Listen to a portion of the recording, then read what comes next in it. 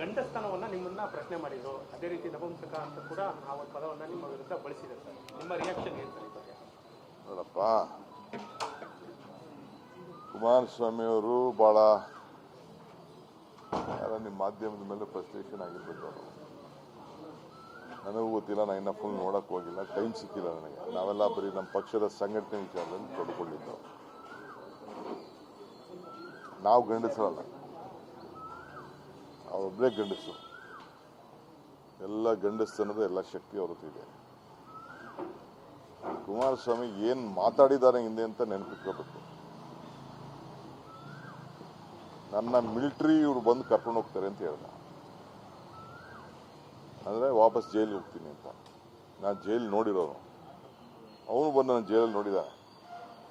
ನಾನು ನನಗೆಷ್ಟು ಶಕ್ತಿ ಇತ್ತು ಜೈಲ್ ಒಳಗಡೆ ಅಂತ ಆತ ಬಂದು ನಾನು ನೋಡಿದ, ಗೊತ್ತಾಯ್ತಾ.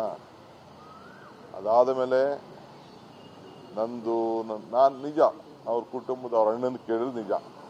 ಯಾಕೆಂದ್ರೆ ಅವ್ರ ಅಣ್ಣ ಬೇನಾಮಿ.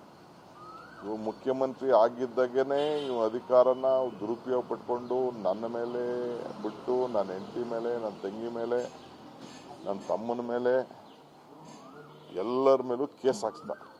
ಅದರೂ ಕದ್ದು ಬಿಟ್ಟಿದ್ದೀವಿ ನಾವು ಅಂತ ಅಂದ್ಬಿಟ್ಟು, ನಾವೆಲ್ಲ ಬಳ್ಳಾರಿಯಲ್ಲಿ ಕದ್ದು ಬಿಟ್ಟಿದ್ದೀವಿ ಅಂತ ಕೇಸ್ ಹಾಕ್ಸ್ದ, ಸುಳ್ಳು ಕೇಸ್ ಹಾಕ್ಸ್ದ.